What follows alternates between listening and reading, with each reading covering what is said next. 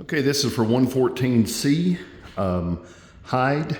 This is the tear out video. I want to go over a few things real quick so everybody knows what we're doing when we come back.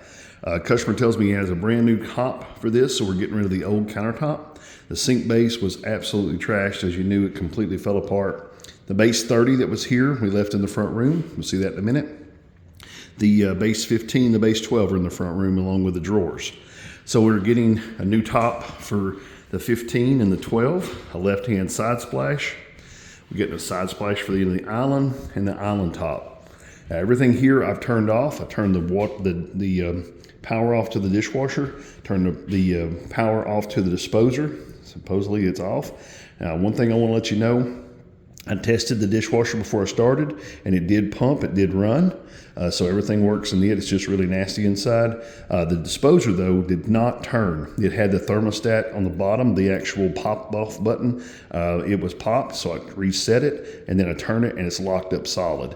So the disposer may be one of those things we omit from this plumbing. Don't know if it's going to be part of the new one. We need a new disposer.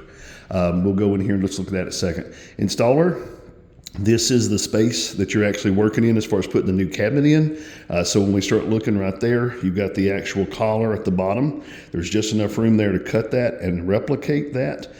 So we're going to need to make sure we bring a new collar with us so that the drain out can be put back in, the clean out can be put back in, and the drain parts be put back on.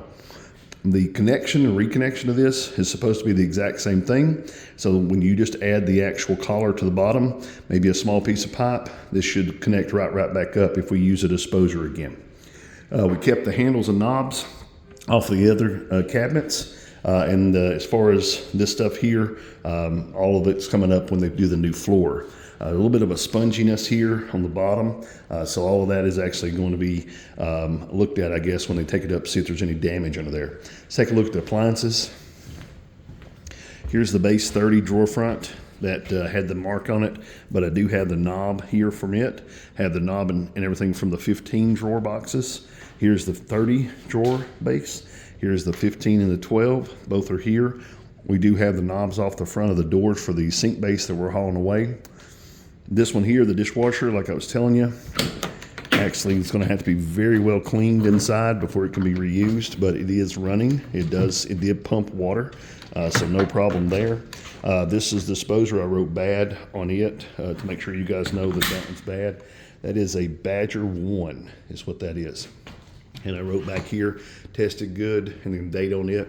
On the sink, we kept the clips and stuff off of it. There's a little bit of rust happening underneath, but there's nothing that's loose yet.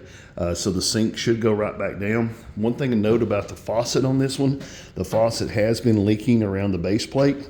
And if you look back here on the back, it's got a lot of corrosion underneath there where it's been leaking. This is probably where a lot of the water was actually coming from. You can see it's discolored on all these, and you can also see what's been running down the actual hoses.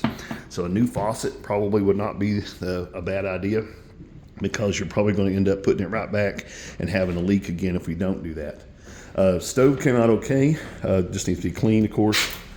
And as far as putting back in, we'll put it back in and do the last of it. Refrigerator was working, had the freezer open, had the refrigerator door open here, so everything can air out and not mold or anything, and get back to room temperature. But it was working.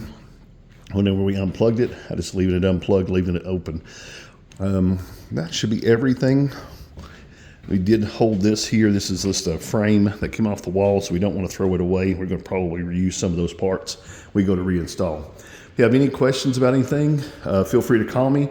I do notice here that there's a little bit of outside corner molding that's there missing. So we might end up having to get that piece out of the store as a second piece. It's just that foam molding. So we might end up having to get a piece of it from the store to actually finish that again, rework that cutout right there a little bit. Any questions, give me a call at 423-650-1051. Have a great day.